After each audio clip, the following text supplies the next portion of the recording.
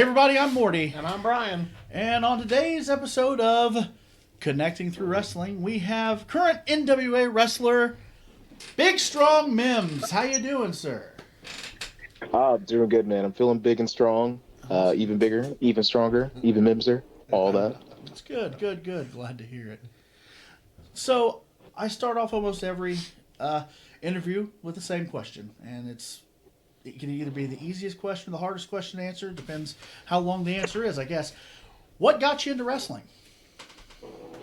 I'll say what got me into wrestling is like I've always been a secret fan of it, just because my mom was not exactly a big fan of professional wrestling in general.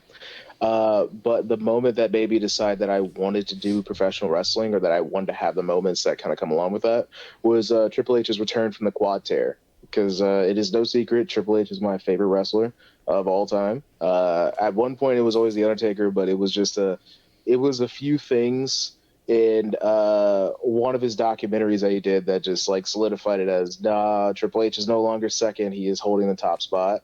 But that return itself was the biggest thing that got me into it. That got me into it as a fan and made me think, hey, I want to do this. And what eventually actually physically got me into it and made this not just a pipe dream or just a dream in general was meeting my best friend, Miggs, as he's called on NWA television, or Miguel Robles. We had known each other since middle school, and we kind of got a lot closer when we started wrestling on the wrestling team in high school. And then we started hanging out a bit more, and he told me about basically the dream that he's had for a long time, which is to become a professional wrestler. He went to a book signing where Chris Jericho was there, and he told him to go to Lance Storm's Academy up in Calgary, Canada. And so after that, he was just like, yeah, no, I'm doing that. So ever since I've met him, he's had that same goal since we were kids. And he went and finally did it. So he originally got trained there and then got the rest of his training done at the same training facility I was at under Crimson and everybody else. But he accomplished his goal, at least for that, to become a professional wrestler. And once I kind of understood how things worked and how you kind of get that done, and we made that promise to each other we were going to do whatever it took to become pro wrestlers, that's really what made me put my boots on, put my pants on, get up and actually do something. Right, absolutely. So, developmentally speaking, we talk about developmental territories and stuff like that. You mentioned with Crimson, so that's tried and true wrestling, right? Yes, it is. Yeah. So they're kind of like the developmental territory for the NWA right now, right? Is that what you would say? Yeah, you can kind of see it like that. I mean, we have a lot of people that are from that same academy that are a part of the show or have been featured on the show in some sort of way. Eric Jackson, I was about to mention Eric. He's recently started being featured a little bit more, and he kind of came in one of the last classes that we had while the academy was still operating. Right before the pandemic had hit, he had just got his basic training course under Jeremiah Plunkett done. But obviously you have Jeremiah Plunkett, who was my coach and taught me the basics, and he was my very first match. He's obviously a big part of the NWA now, which is one of the happiest things in pro wrestling that's happened around me. That really warms my heart to see that he's able to be in not only a major promotion because he's done all this work for so long, but also he's in a prominent position. He's in the one major promotion I feel like fits his character and fits who he is the absolute best. And also he has a great mind for the business. He's a fantastic trainer. He's a fantastic wrestler. And he has just a fantastic mind. The guy loves pro wrestling more than I can say for a lot of people even in the business.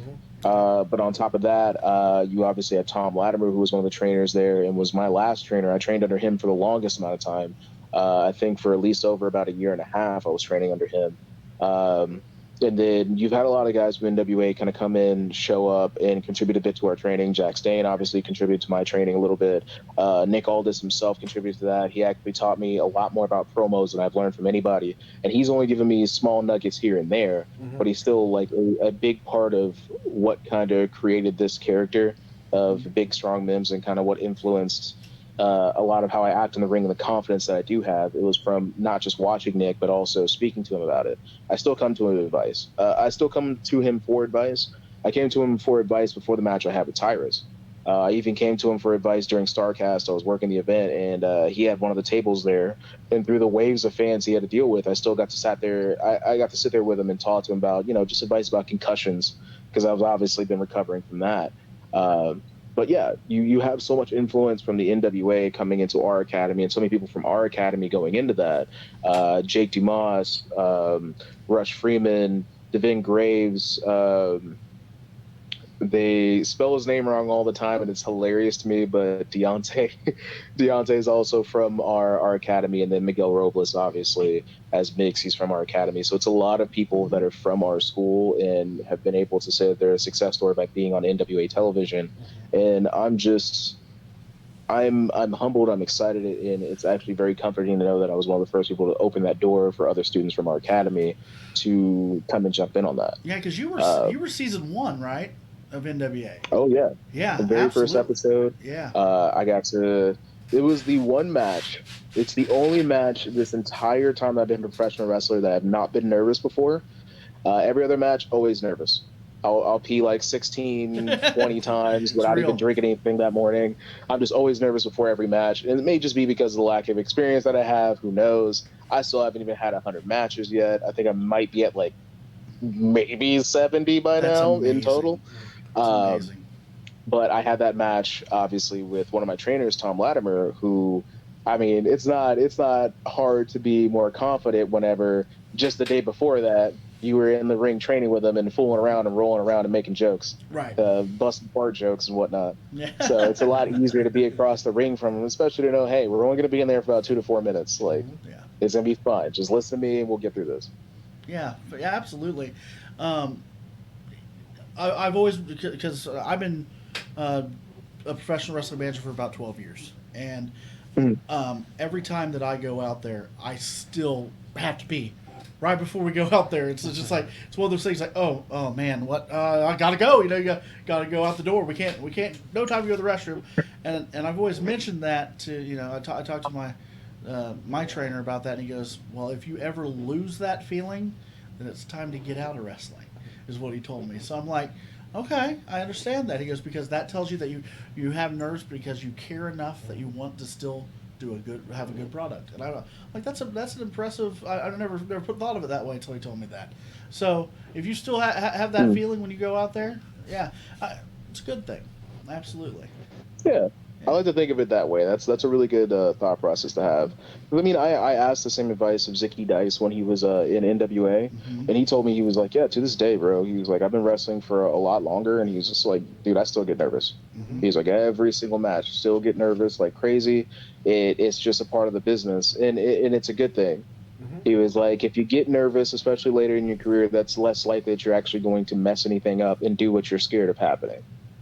It, Absolutely. So, it shows that they have a lot of faith in you to throw you in here with people like Tyrus and Tom Latimer and all these people.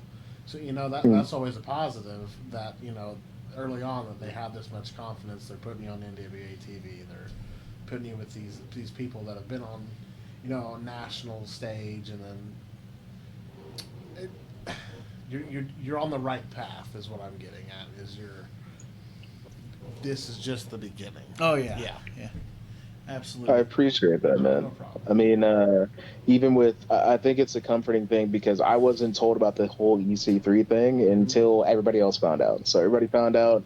Actually, people found out before me. I woke up like 3 hours after the post went out, and to like 1.5 million notifications, and I was like, man, what is going on? Did like somebody in my family die or something like that? What's going on? And so that's how I found out I was wrestling EC3. And so it shows that they still have that confidence in me even after my first real injury. Yep. I've been hurt plenty of times in wrestling. You know what they say. You guys have been around the business for a long time, so you know what they say in wrestling. Getting hurt is a guarantee. Oh Getting yeah. injured is a rare occasion. That's Right. not supposed to happen. It might, but it's not supposed to happen. Getting hurt, hey, it's not ballet. You're gonna get hurt. You're gonna get Oh busted right. lips. You're gonna get scraped knees. You're gonna hit something a little bit too hard. Concussion might be something that's necessarily gonna happen. Almost everybody has them. I didn't know how common they were until I got one myself, and I was freaking out. I was thinking. I was thinking, oh, I'm never gonna be the same again. I don't know what I'm gonna do. And most people were just like, yeah, dude, this I'm on my like 23rd. Ooh. This is my 15th. Yeah. I couldn't tell You you how know, many I've had, but I can tell you that just as a professional wrestling manager, after the length of time I've been in, there are moments where I'm like, I can't remember anything. So it gets, yeah, protect your head as much as you can, tuck that chin, tuck that chin as Oh much as yeah. you can for sure, because yeah, I'm getting to the point where like I'll be in the middle of a conversation, I'll just be like, what was I talking about? And I've only been a manager for 12 years, so like I understand where it's scary. Concussions are very scary, and you kind of went on to our next question. It's going to be so EC3 versus Big Mhm. Strong Mims, NWA 74. How pumped are you? Very, because again, like just having the match in general and who the caliber opponent is shows that NWA still has a lot of confidence in me, and that Billy still has a lot of confidence in me. After everything that happened, and obviously after not actually winning the television championship, um, so I'm excited for that. I'm also a fan of EC3. I love wrestling people that I'm actually a fan of. I mean, I love always getting to know new people that I haven't seen before, I haven't heard of before. And that's one of the great things about the indies that I do like is getting to see people that I've never seen their work, I've never heard of them, and getting to find out exactly how good they are, and then being able to get to see their gimmick up front for the very first time. Because that's a lot different than being a fan, is Oh being yeah. able to see their gimmick in action and kind of know how they think. Um, but I'm very excited for that. So it's another one of those like matches that you never thought would happen before. Right. And I've had a lot of those, especially being in NWA. I mean, look at that locker room. There's been a few matches here and there on the indies that I never thought I'd be able to have with certain people that I wanted to work with. But with EC3, this is just another one of those opportunities I have to get in there and show my stuff with somebody else who's been there and done that pretty much everywhere. So I'm Yes. I'm really excited for it. It's something that makes me nervous, but it's a good kind of nervous. Oh yeah. And I love that kind of nervous. That kind of nervous is what really one of the things that makes me love this business is that feeling, because the feeling afterwards, the feeling after you've conquered that, the feeling in the middle of that match when that nervousness all goes away and you're just lost in the moment, that's the feeling that like I constantly keep coming back for. That's the addictive feeling of pro wrestling. Oh Yeah, yeah. it's worse. It's worse than any drug. Like it's the Oh yeah. yeah the the pop. You live for the pop, and when you go out there and you feel that, I mean, um, it could be a crowd. It doesn't matter how many people. You can have a crowd of 20 super excited fans and still be like, there it is. There's that pop that I need. And just as long that's what it's all about, is going out there and getting that feeling to just come over you. And um, I don't know if I'll ever, once I do finally say I'm done with this, I don't know where I'm going to get that from. I got to find something. Maybe I'll start acting in plays or something. But I got. I'm sure you agree that one day you're going to have to figure Oh out a yeah. different way to get that feeling, because it's just there. You can't live without it, and it's I mean, good. I think the only other avenues I would want to go into, because you still want to have the same feeling of being able to perform in front of people. Hmm. I've always been very passionate about voice acting. That's something that I really want to do. Just because Phil Lamar was one of my favorite voice actors ever. Nice. I actually didn't know he was a voice actor until after he left Mad TV. I was wondering where he went, because I was a big fan of Mad TV growing up. Obviously, I shouldn't have been watching it. I was a kid. Same. But he was one of my favorite additions to the show. Absolutely my favorite guy on the show, my favorite person on the show for Mad TV. And then I see that he's voicing some of my favorite characters. Oh yeah. He voiced Green Lantern. I'm a huge Green Lantern fan. He voiced a lot of characters on Futurama. Love Futurama. And then just a lot of additional roles that you wouldn't even know that he played. I mean, it took me a little while after completing the Metal Gear Solid series at the time, whenever it was just like before we had 5 come out, to know that he was even a part of the project. I had no idea. And so that, and also I was a big fan of Static Shock. I didn't know he played so many roles in that show. I mean, he literally, that episode with Green Lantern, he was literally just having a conversation with himself, which I always think is the funniest thing. Yeah, because he's playing Static Shock and he's playing John Stewart, so he's just talking to himself the whole episode. And so I think that's great. I mean, one of my other favorite voice actors, Christopher R. Sabat, like he's been in plenty of animes where he's just having conversations with himself. You see like Vegeta and Piccolo talking to each other on Dragon Ball Z, and it's just him talking to himself the entire time. Yeah. So I've always wanted to have one of those moments. I thought that would be something that would make me very proud, to sit there and have a fully acted out, fully natural conversation just with myself. but do it for everybody's else. Do it for everybody else's entertainment, and make the most out of it, and make something big out of it. Because I mean, some of those interactions were obviously the best interactions possible. Because again, you're on both sides of it. Uh, that or either take the whole video game thing a little bit more seriously. I've always dipped and dabbled, being around the pro scene in a lot of different games that I've enjoyed, and I think the last two that I was trying to take seriously, that I really wanted to possibly try my hand in, like going pro in and really like putting my foot in the water when it came to tournaments. I was really into Smash Bros. Oh yes. I ran a group here in Clarksville, Tennessee. We had about 80 members at our height, and I think just a few of us decided to go to KIT, so the Kumite in Tennessee. So it was like a Midwestern tournament, basically, they had in Tennessee. And unfortunately, my responsibilities of having a job kind of like messed up my rankings in that tournament for the longer tournament, which was for Smash 4. I made it out of pools, and I had like 2 more matches to go, so I can get up to like the quarters. And unfortunately, I didn't have another day off. So I literally just got to go there to qualify, get out of pools, win some other tournaments. I think I might have won the one in like Project M, or either I came second. But couldn't actually complete the one tournament I really wanted to play for. And then I was super into Gears 4 really hard. I wanted to start doing some of the Microsoft Store tournaments. I wanted to get that money. It would have seemed like easy money. I was pretty good at the game. I still am. I still play Gears 5 like crazy. When it comes yeah, to I might do that. when it comes to Smash Brothers, top 3 characters. Oh, easily. My 3 mains that I actually play the most. If I pull these out, that means I'm taking it seriously, because I'm a jack of all trades. I play almost every character in the game except for Fire Emblem characters and Pokemon characters. Those are the only characters I don't play often. Really? But I play DK, Mario, and Link the most. The third usually switches out, so it could be Link, it could be Yoshi, it could be Samus, but typically DK and Mario are the 2 ones I always keep close to me. Yeah. So I pull out Mario. I'm really trying. I'm getting sweaty. I'm getting sweaty if I'm pulling that. Yeah, I'm usually a blue Kirby, and he has to be blue. Don't know Blue why. Kirby. Blue Kirby. He has to be blue. Yeah. See, That's just if what I I've always play done. Kirby, if I play Kirby or even DDD, it has to be like the washed out, like black and white, or like the sepia tone colors. It has to be that, especially for DDD. Yeah. You got to have a certain color. Or Yoshi, it used to always be, and I thought this was so funny, because at the Kumite in Tennessee, I played against this guy who was probably one of the best Smash players I've ever played with. It was unfortunate we only got to do our like double elimination match together, because the way I play, I like to download people. So basically, I'll play with you, learn how you play, adapt to that, and use that later. Like, I'll absorb your technique. It's kind of weird. So I played against this guy. I didn't get enough time to download his technique, but he was the best player I saw there. He was differently abled, so he played in a different way, just because I think like he had maybe like a muscular disease with his arms.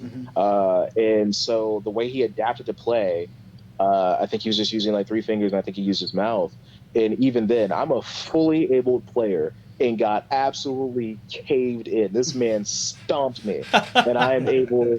I have no disabilities in any way, shape, or form, and he's disabled. He's able to make the most out of that. And I'm pretty for sure he went a lot farther, because he didn't even let me get close. I think I got 1 stock off of this man in 2 games, but Brown Yoshi. Wow. So what a fantastic player. That's usually how I always try to play with Yoshi. I'd either pick a black Yoshi or a brown Yoshi. If I had to, I'm going for yellow Yoshi. But now, since the new skin came out for, what is it, Smash 5, just gotta play the felt Yoshi. Gotta play the Woolly's World Yoshi. Gotta put respect on that game. It was the best Yoshi game ever. Fantastic. So, if you had any advice for the up-and-coming wrestler, what would it be? I would say it kind of splits off into 2 parts. So there's a bit of advice for the harsh side of it, and there's a bit of advice for the cotton candy side of it. It depends on which kind of advice that you want. Both. So if we go with the bad news first and go for the harsher side of it, I'd say take this absolutely seriously. With me in professional wrestling, I do take this seriously. Obviously, we can laugh and joke. There's time and place for it. But with everything that I do in professional wrestling, that is serious.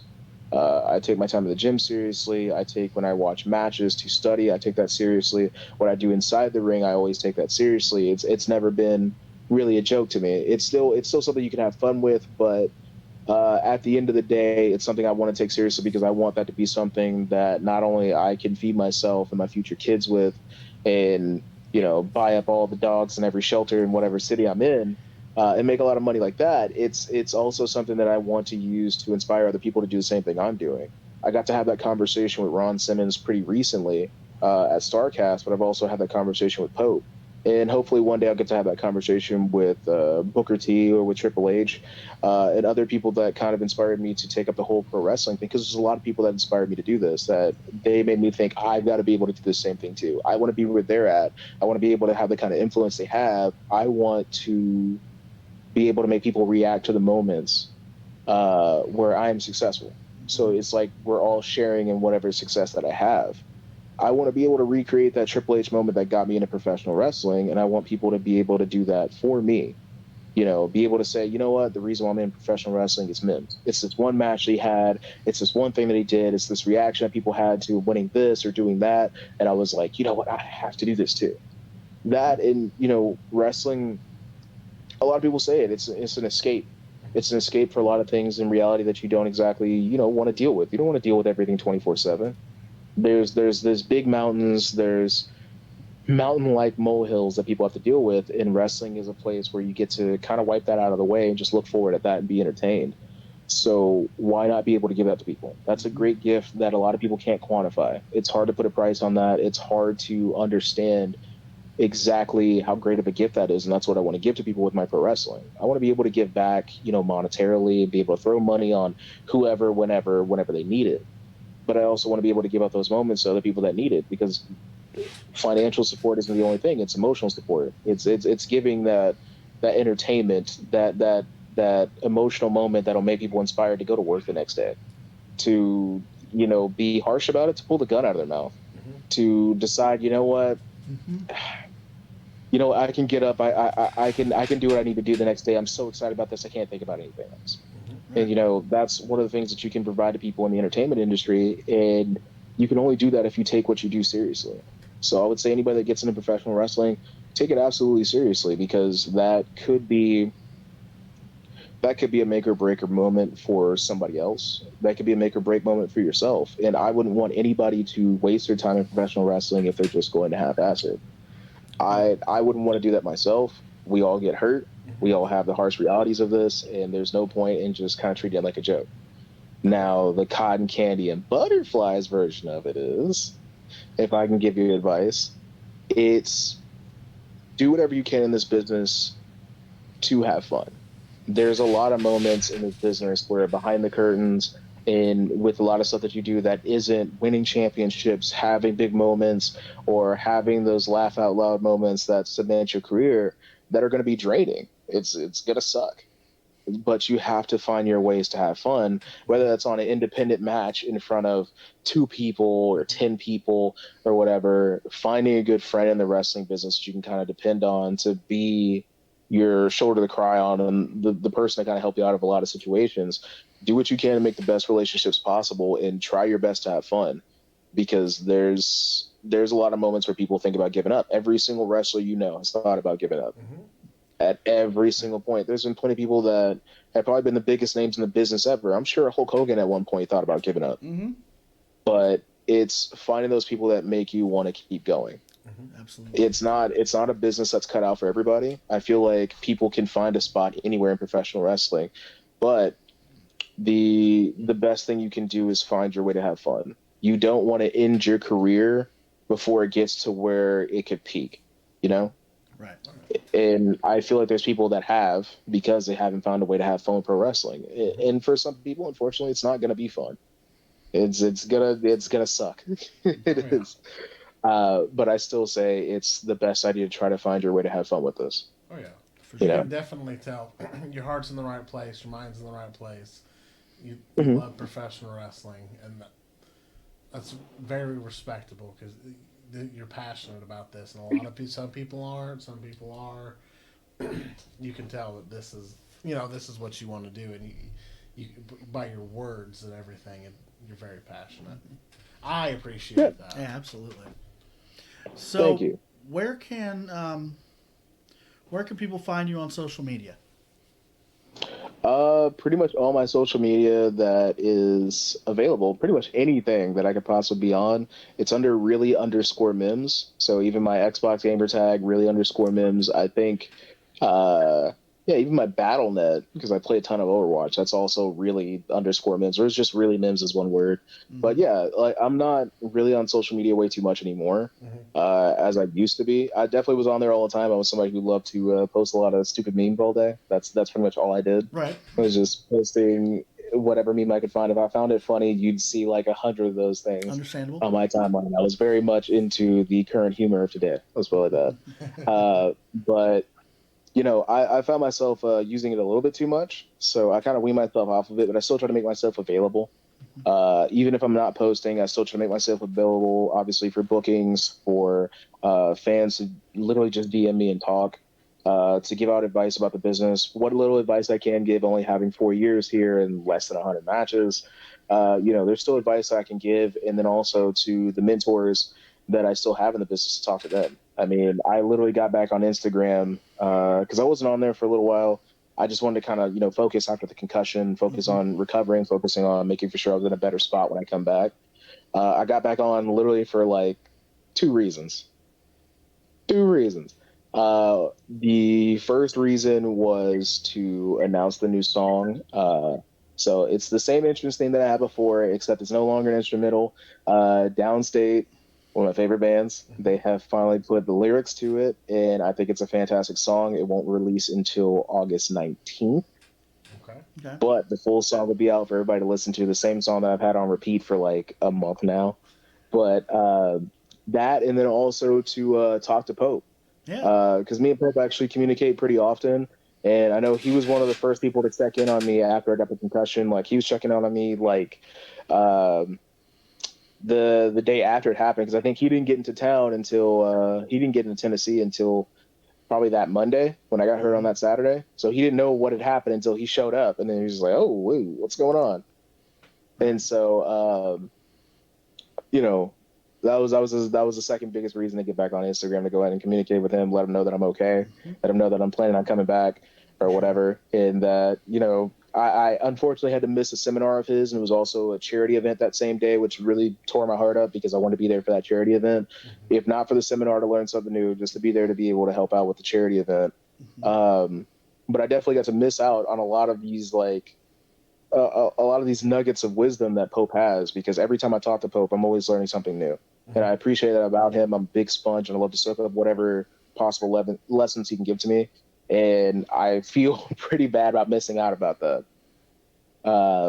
with the whole Florida trip and everything. But, I'm sure I'll get an earful whenever we show up in St. Louis and we get to talk to each other in person. Mm-hmm. Well, on behalf of Brian and myself, I want to say thank you so much for coming on tonight.